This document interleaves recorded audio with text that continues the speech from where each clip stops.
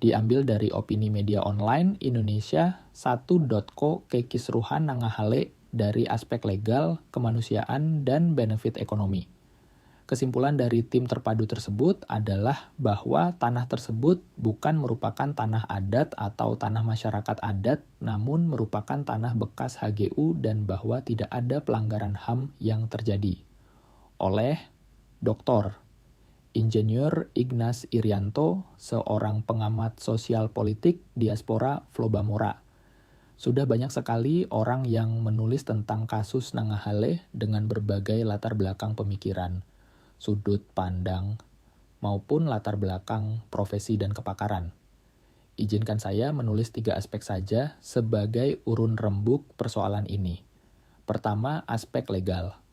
Meskipun bukan orang legal, namun mencermati banyak informasi dan pemikiran dari berbagai pakar hukum, saya melihat dari aspek legal tanah hak guna usaha HGU yang diserahkan oleh negara kepada PT Kris Rama sudah final dan sah. Jika ada yang menolaknya dan mengklaim sebagai pemilik lahan itu, dia harus melakukan gugatan di pengadilan. Gugatan atas kepemilikan, sehingga yang digugat adalah negara bukan PT Kris Rama.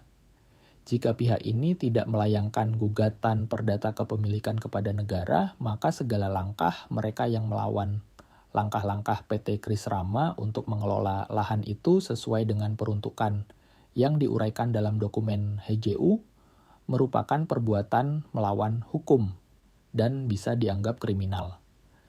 Menjadi valid seruan pengacara senior nasional Petrus Celestinus untuk melakukan penangkapan atas mereka, siapapun mereka. Untuk menghindari tuduhan kriminal, mereka harus melayangkan gugatan, sehingga status lahan tersebut adalah lahan sengketa antar penggugat dengan negara yang menjadi pemilik HGU tersebut. Sampai saat ini tidak ada sengketa legal terkait kepemilikan lahan. Jadi secara legal, lahan itu masih milik negara yang mempunyai otoritas untuk menyerahkan pengelolaannya kepada pihak manapun dalam bentuk HGU. Kedua, aspek kemanusiaan. Banyak pihak, umumnya dengan latar belakang pendidikan filsafat, mengklaim bahwa hak asasi manusia, HAM, berada di atas hukum. Secara etis, moral mungkin benar, dan idealnya memang hukum seharusnya menjamin dihormatinya hak-hak asasi manusia. Pertanyaan kristisnya, apakah seorang yang kelaparan di jalan dan yang memiliki hak dasar untuk hidup boleh memasuki rumah orang atau warung makan dan mengambil begitu saja makanan di sana dengan alasan HAM, agar dia bisa bertahan hidup? Atau apakah seorang tunawisma yang memiliki hak dasar untuk memiliki tempat tinggal boleh memasuki rumah orang yang mungkin kosong, tinggal di situ, dan mengklaim sebagai pemilik rumah itu dengan alasan HAM? Jelas tidak boleh. Ada hukum yang mengaturnya. Dan jika itu dilakukan, merupakan pidana pencurian dan perampokan. Keteraturan sosial dalam suatu negara diatur dengan hukum, bukan dengan HAM. Jika ada hukum yang melanggar HAM, hukum acara sudah menyediakan mekanisme perubahannya. Jadi, keteraturan sosial diatur oleh hukum dan bukan HAM. Dan perubahan hukum pun diatur oleh hukum, bukan oleh HAM. Karena itu, sejatinya perjuangan agar PT Kris Rama memperhatikan aspek kemanusiaan seyogianya dilakukan dengan pendekatan kemanusiaan, bukan dengan klaim berbasiskan hukum. Klaim kepemilikan adalah klaim yang harus dibuktikan secara hukum, bukan dengan pendekatan HAM. Yang sekarang beredar luas adalah tuduhan bahwa PT Kris Rama bahkan sering gereja Katolik, khususnya Keuskupan Maumere, yang disebut tidak berperi kemanusiaan, kejam dan menindas umatnya secara keji. Hal ini yang berulang kali dituduhkan oleh banyak pihak, baik yang awam maupun beberapa oknum pastor SVD dengan jaringannya. Benarkah PT Kris Rama bahkan keuskupan serta uskupnya tidak berperi kemanusiaan? Beberapa fakta di bawah ini bisa memberikan gambaran tentang hal itu. 1. Gereja Katolik, dalam hal ini Apostolische Vicariaat van de Klein Zoendaelanden, Vikariat Apostolik Kepulauan Sunda Kecil, menerima lahan seluas 1.438 hektar HA dari perusahaan Belanda dengan membelinya seharga 22.500 pada tahun 1926. Ada kwitansi pembayaran sebagai bukti transaksi yang terjadi.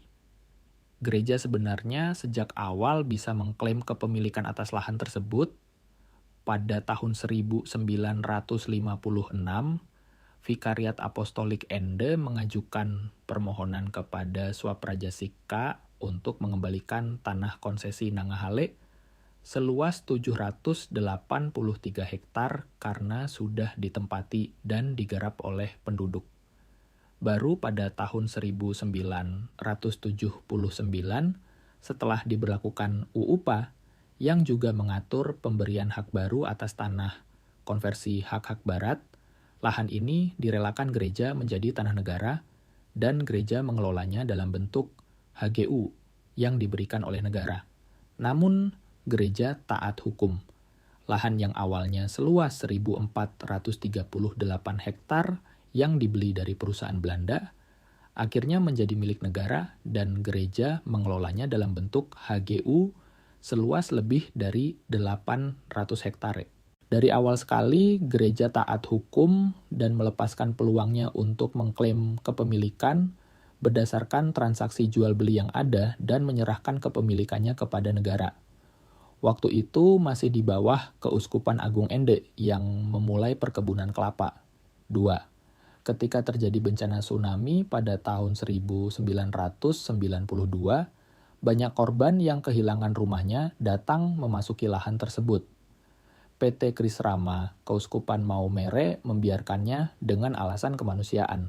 3. Menurut informasi, setelah itulah terjadi gelombang masuknya penduduk yang bukan korban tsunami ke dalam wilayah itu. Gereja juga masih membiarkannya, padahal hal itu jelas merupakan penyerobotan lahan. 4. Ketika gereja, dalam hal ini PT Kris Rama milik Keuskupan Maumere yang mendapatkan hibah aset dari Keuskupan Agung Ende setelah pemekaran keuskupan mau memperpanjang HGU. Gereja melihat di beberapa titik sudah ada pemukiman penduduk. Gereja memutuskan mengembalikan lebih dari 500 hektar kepada negara untuk dimanfaatkan oleh masyarakat yang sebagian besar adalah umatnya sendiri. Dan pemerintah hanya meminta perpanjangan HGU seluas 325 hektar. Pertimbangan apalagi yang ada jika bukan pertimbangan kemanusiaan. Kelima, proses penerbitan HGU seluas 325 hektar ini yang menimbulkan dinamika yang menjadi polemik sosial. Ada yang menuduh PT Kris Rama tidak membuka ruang dialog dan mendapatkan perpanjangan HGU tersebut secara konspiratif. Terkait ini, sudah ada dokumen yang menjelaskan prosesnya secara sangat rinci. Penulis tidak akan mengulangnya, namun jika ada yang ingin baca dokumennya, bisa menghubungi penulis untuk mendapatkannya atau langsung menghubungi PT Kris Rama. Yang akan penulis uraikan di sini adalah fakta bahwa telah terjadi rangkaian dialog dengan masyarakat, bahkan Komnas HAM telah menurunkan tim terpadu untuk mendapatkan fakta lapangan. Ada dokumen laporan hasil kerja tim terpadu tersebut yang menguraikan proses kerja dari tim terpadu ini yang telah melakukan rangkaian dialog dengan berbagai pihak termasuk masyarakat dan ditandatangani oleh seluruh stakeholder terkait, termasuk masyarakat yang menduduki lahan HGU. Kesimpulan dari tim terpadu tersebut adalah bahwa tanah tersebut bukan merupakan tanah adat atau tanah masyarakat adat, namun merupakan tanah bekas HGU, dan bahwa tidak ada pelanggaran HAM yang terjadi. Jadi adalah manipulatif dan merupakan kebohongan publik jika ada yang mengatakan PT Kris Rama dan Keuskupan menutup diri terhadap dialog dengan masyarakat dan bekerja konspiratif dengan Pemda untuk menyengsarakan rakyat dan umatnya. Yang benar adalah telah terjadi berkali-kali dialog yang menghasilkan kesepakatan, namun kemudian dilanggar sendiri oleh kelompok masyarakat yang diprovokasi oleh oknum-oknum tertentu, baik dari kalangan awam maupun dari oknum kaum berjubah. Ketiga, aspek benefit ekonomi banyak yang mengatakan dalam setiap konflik dimanapun, selalu ada kaitan dengan kepentingan ekonomi. Penulis ingin masuk ke aspek ini dengan mengajukan beberapa pertanyaan reflektif saja. A. Pihak mana yang mendapatkan manfaat dari pengelolaan HGU seluas 800 hektar sebelum terjadi perpanjangan ini? Yang pasti, Keuskupan Maumere membayar pajak atas HGU ini sebesar lebih dari 100 juta rupiah per tahun. Pembayaran ini tetap dilakukan pada fase transisi pengajuan perpanjangan HGU. Ini merupakan manfaat ekonomi bagi negara. Gereja melakukan pembayaran seluas HGU, 800 hektar. Walaupun de facto sejak tahun 1992, para penduduk sudah mulai memasuki lahan tersebut dan mengambil manfaat ekonomi secara ilegal sebenarnya tanpa membayar pajak sebesar pun. Keuskupan Maumere mendapatkan manfaat ekonomi dari pengelolaan kebun kelapa. Yang ada juga Serikat Sabda Allah, SVD, khususnya Seminari Tinggi Ledalero, mendapatkan manfaat dari pengelolaan HGU, khususnya di wilayah Patiahu.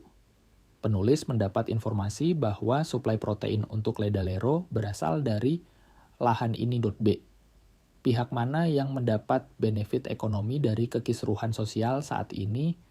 Hanya kekisruhan sosial, tidak ada sengketa perdata atas kepemilikan. Yang pasti bukan pihak PT Kris Rama yang mendapat benefit ekonomi dari kekisruhan ini.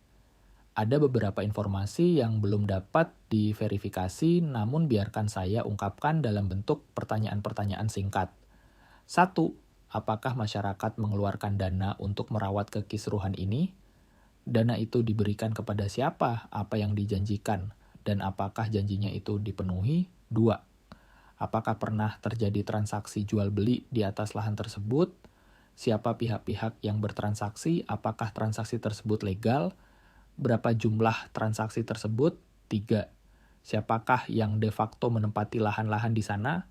Apakah mereka masyarakat biasa?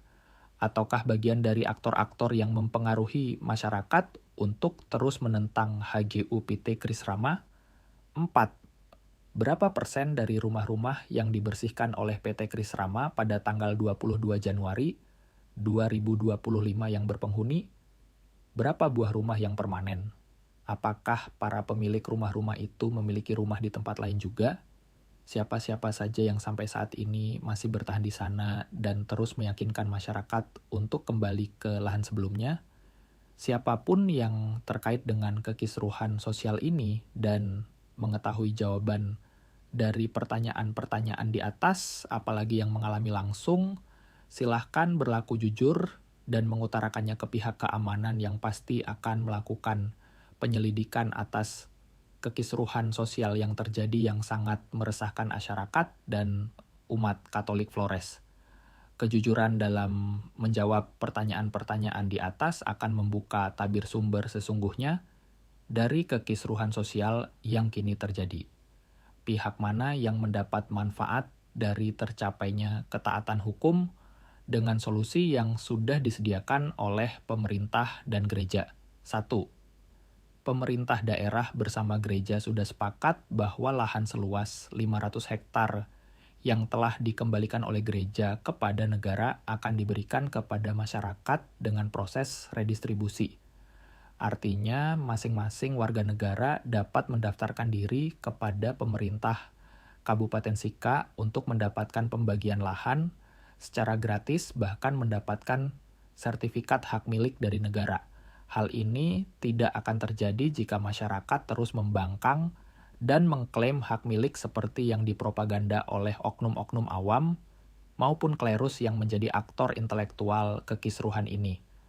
Aktor-aktor itu sangat mungkin berharap bahwa gereja akan mengalah dan akan menyerahkan kepada mereka secara gelondongan, dan merekalah yang akan membagikan ke rakyat sesuai janji yang pernah mereka berikan. Hal yang tidak mungkin terjadi kecuali mereka menggugat perdata dan memenangkan gugatan tersebut melawan negara. 2. Jika masyarakat menerima proses redistribusi, semua pihak akan mendapatkan benefit ekonomi. PT Kris Rama, masyarakat, Ledalero, serta Pemda Sika kecuali para aktor intelektual tersebut. 3.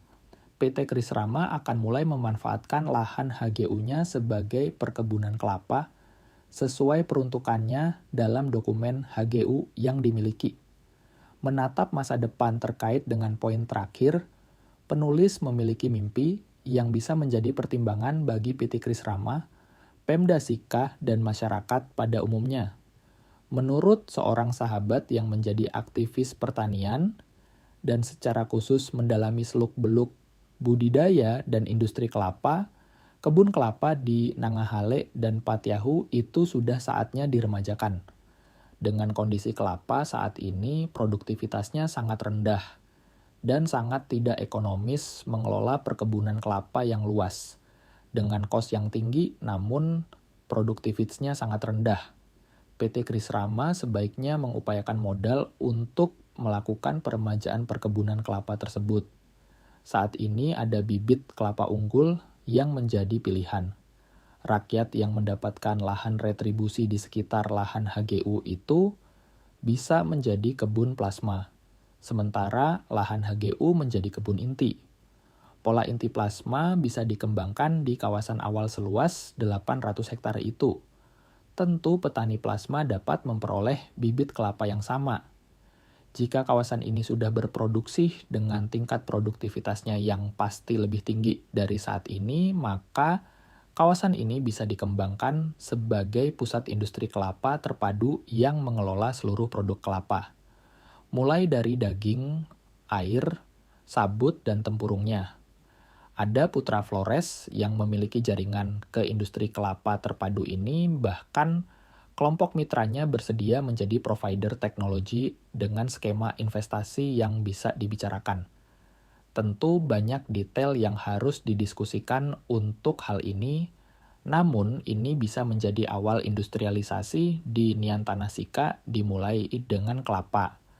Sika telah memiliki politeknik yang mendidik tenaga-tenaga teknik mesin industri yang bisa menjadi tulang punggung engineering dari industri pengolahan hasil perkebunan seperti ini. Beberapa titik yang menjadi pusat produksi kelapa di Flores, seperti Adonara, sebagian wilayah ND, Nagakeo, dapat menjadi supplier buah kelapa ke industri ini jika skala industrinya membutuhkan bahan baku yang lebih besar dari produksi di wilayah Nanggahale ini. Sekali lagi, ini mimpi yang membutuhkan kerja keras dan konsistensi. Namun, bukankah semua perubahan itu dimulai dari mimpi? Walaupun mimpi ini harus dimulai dengan menyelesaikan kekisruhan sosial di Nanggahale.